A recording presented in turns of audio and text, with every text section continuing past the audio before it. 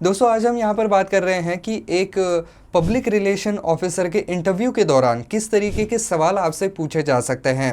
तो चलिए दोस्तों शुरू करते हैं। तो दोस्तों सबसे पहली बात आपको ये पूछी जाएगी कि क्या आप कोई किसी पीआर फर्म को एडमायर करते हैं, किसी को फॉलो करते हैं, और अगर ऐसा है तो ऐसा क्यों है। आप उनके काम में क्या ऐसी चीज़ पसंद करते हैं जो आपको इंस्पायर करती है। तो अगर आप ऐसे किसी पीआर फर्म को फॉलो करते हैं तो आप बता सकते हैं कि क्यों हम उनको फॉलो करते हैं। मे बी उनके कैंपेन्स आपको पसंद हैं, उनकी राइटिंग स्टाइल आपको पसंद है, जिस तरीके से वो प्रोडक्ट को पिच करते हैं वो तरीका आपको पसंद हो सकता है, या इनके एडवर्टीज़मेंट के जो आइडियाज़ हैं वो हर बार बिल्कुल ही अलग होते हैं, इसके लिए आपको पसंद हो सकता है, या इनके जो पूरे कैंपेन होते हैं उसका मैनेजमेंट आपको पसंद है। तो ये सारी चीज़ें हैं इसके पीछे। अगर आपकी ऐसी कोई फेवरेट पीआर कंपनी है तो उसके बारे में आप बता सकते हैं। इससे सामने वाले को ये आइडिया लग जाएगा कि आप आखिर कौन सी चीज़ों के ऊपर ज़्यादा ध्यान देते हैं। इसके अलावा ये भी पूछा जा सकता है कि एज अ पीआर अगर हम आपको इस नौकरी पर रखते हैं तो आप कौन से मीडिया आउटलेट्स को ज़्यादा फॉलो करते हैं, यानी कि आप कहाँ कहाँ पर प्रोडक्ट को पहुंचाने की कोशिश करेंगे, कौन से मीडिया के थ्रू। तो आप बता सकते हैं, कुछ लीडिंग न्यूज़पेपर्स के नाम ले सकते हैं, कुछ लीडिंग वेब पेजेस के नाम ले सकते हैं। इसके अलावा कुछ लीडिंग टीवी चैनल्स होते हैं जिनके ऊपर आप मे बी आपकी ऐड देना चाहेंगे या जिनको आप ज़्यादा फॉलो करते हैं, तो इन सभी के नाम जो है वो आप वहाँ पर ले सकते हैं। इसके अलावा पीआर और एडवर्टाइजिंग के बीच में फ़र्क क्या है ये भी पूछा जा सकता है। तो आप बता सकते हैं कि पीआर के अंदर कैसे आपको पूरा का पूरा कैंपेन जो है वो एक डिज़ाइन करना पड़ता है, अलग अलग टीमों के साथ कोलैबोरेट करना होता है। इसके अलावा आपके ऑफिस के अंदर जो सीनियर स्टाफ होता है उनके लिए रिपोर्ट वगैरह भी बनाने पड़ते हैं। इसके अलावा जो भी कुछ लिखा जाना है एडवर्टीज़मेंट के अंदर, तो उसका सारा जो डेटा होता है या इन्फॉर्मेशन होती है उसको भी आपको क्यूरेट करना पड़ता है। अगर सिचुएशन डिमांड करती है तो आपको उसे लिखना भी पड़ता है। तो ये सारी चीज़ें पीआर के अंदर आती हैं। इसके अलावा पीआर की टीम जो है वो केवल एडवर्टाइजमेंट के ऊपर ध्यान नहीं देती है, बल्कि अलग अलग लेवल पर जो है वो कम्युनिकेशन भी बनाए रखती है।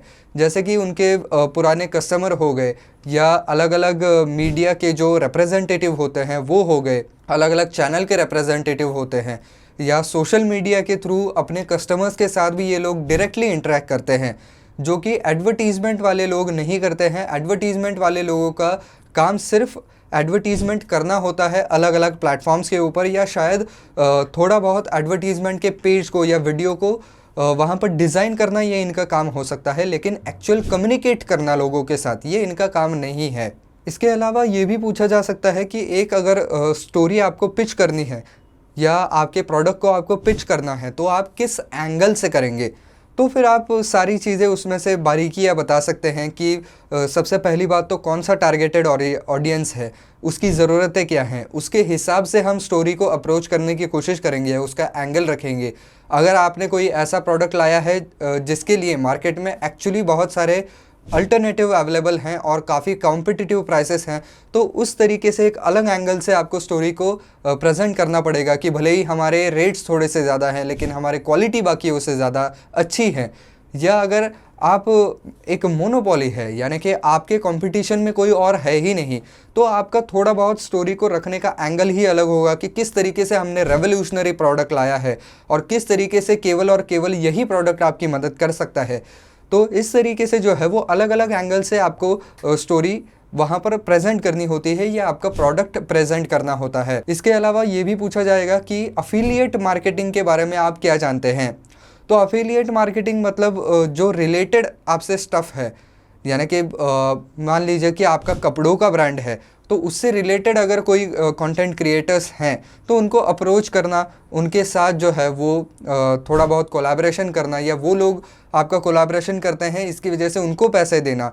तो इस तरीके के जो है वो अफिलिएट मार्केटिंग भी आप जो है वो करवा सकते हैं। उसकी जानकारी आपको होनी चाहिए जिससे कि आप उस सवाल का जवाब दे सकें। इसके अलावा आपके पीआर स्ट्रेटेजी के अंदर आप सोशल मीडिया को कैसे इंटीग्रेट करेंगे इसके बारे में भी पूछा जा सकता है। तो आज के ज़माने में सोशल मीडिया एक बहुत बड़ा रोल प्ले करता है, तो उसके बारे में आप बता सकते हैं कि किस तरीके से हम पीआर की स्ट्रैटेजी बनाते हुए सोशल मीडिया की तरफ ज़्यादा ध्यान देंगे कि किस तरीके से प्रोडक्ट को पहुंचाया जा रहा है।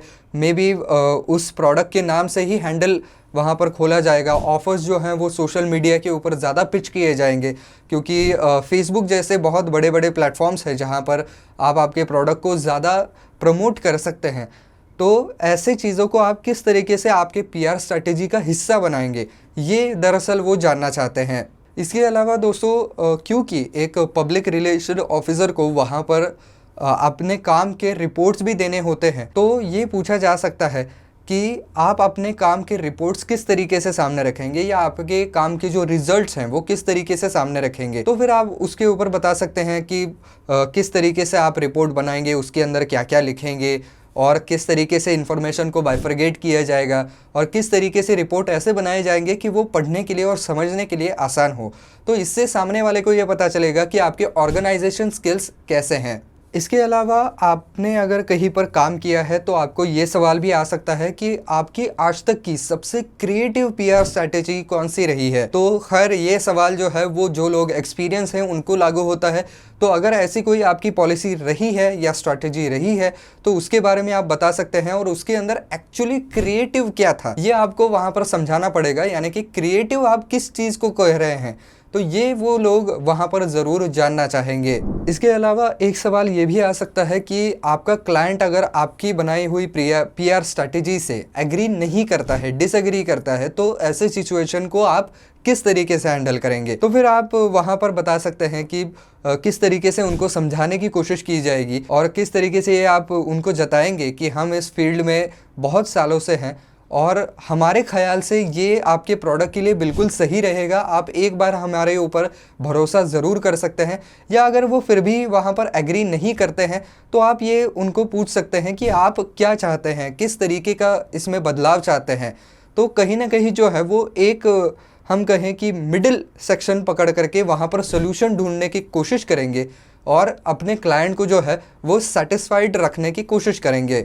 इसके अलावा दोस्तों कई बार ऐसा होता है कि पीआर स्ट्रैटेजी कुछ और दिखाने के लिए की जाती है, लेकिन उससे जो है वो कुछ नेगेटिव अटेंशन आपको मिल जाता है। तो इस चीज़ को आप किस तरीके से हैंडल करेंगे। तो फिर एक अच्छा अगर कोई पीआर रिप्रेजेंटेटिव है या पीआर ऑफिसर है तो वो ये कह सकता है कि भले ही वो पब्लिसिटी नेगेटिव है लेकिन उसको पॉजिटिव में बदलना भी हमको आता है। अगर अटेंशन मिल ही चुका है लेकिन वो नेगेटिव वे में है तो उसी नेगेटिव अटेंशन का जो है वो इस्तेमाल करके अपनी पॉजिटिव बात उन तक पहुंचाने की कोशिश किस तरीके से की जाए ये आप वहां पर बता सकते हैं। या अगर आपके पास उससे रिलेटेड कोई एक्सपीरियंस है पहले वाला तो और भी बेहतर होगा, आप एक एग्जाम्पल के तौर पर सामने कोई चीज़ें रख सकते हैं और फिर उनको समझा सकते हैं। इसके अलावा और एक सवाल ये भी आ सकता है कि मान लीजिए आपने कुछ पीआर स्ट्रेटेजी की हुई है, वो कैंपेन बिल्कुल अच्छा रहा, लोगों तक पूरी इन्फॉर्मेशन पहुंच गई, लेकिन लोगों ने कुछ उस इन्फॉर्मेशन को या उस प्रोडक्ट को जो है वो मिस इंटरप्रेट किया है या मिसअंडरस्टैंड किया है। तो ऐसे में आप क्या करेंगे।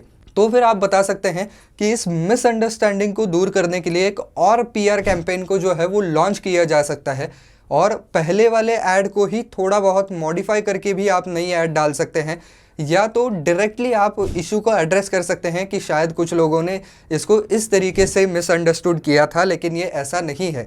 हालांकि ये डायरेक्टली आप ऐसे खुलेआम तो नहीं बोलेंगे, लेकिन उसको जो है वो आप थोड़ा बहुत कोट करके बात करेंगे या कहीं ना कहीं क्रिएटिव वे में उस क्वेश्चन को जो है वो एड्रेस करने की कोशिश की जाएगी। या तो आप तीसरी जो टाइप है वो ये हो सकता है कि आप उसके बारे में सर्वे ले सकते हैं और लोगों से ये जान सकते हैं कि क्या उनके मन में है, किस चीज़ को उन्होंने मिसअंडरस्टैंड किया है, और फिर सर्वे के अंत में आप बता सकते हैं कि ये ऐसा नहीं वैसा है।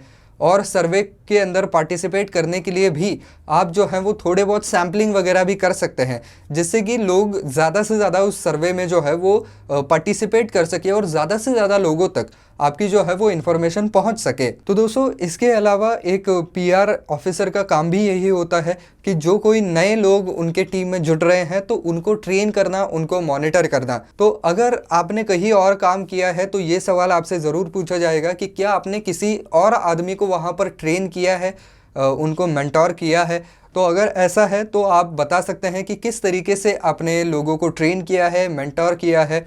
और अब बहुत ही आखिरी सवाल है लेकिन उतना ही ज़्यादा इम्पॉर्टेंट है, और वो सवाल ये है कि हमारी जो करंट पीआर स्ट्रैटेजी है उसके अंदर आपको इंटरेस्टिंग क्या लगता है और कहाँ पर आप इम्प्रूव करना चाहेंगे इसको। तो फिर आप ये सारी चीज़ें जो है वो इलैबोरेट करके बता सकते हैं कि कौन सी बढ़िया बातें आपने आपके पीआर स्ट्रैटेजी में की है, कौन सी चीज़ें आप अडोर करते हैं, और साथ ही साथ आप ये भी बता सकते हैं कि क्या क्या सुधार आप इसमें लाना चाहेंगे, या अगर आप उस स्ट्रैटेजी को प्लान करते तो आप उसके अंदर कौन सी अलग चीज़ें डालते इन सारे अच्छी चीज़ों के साथ में। तो दोस्तों ये सारे सवाल एक पीआर ऑफिसर के इंटरव्यू में आ सकते हैं और आपको पूछे जा सकते हैं। तो दोस्तों आई होप ये वीडियो आपको पसंद आया होगा, काम का लगा होगा। तो दोस्तों अगर आपको वीडियो पसंद आया है तो वीडियो को लाइक करना बिल्कुल ना भूलें।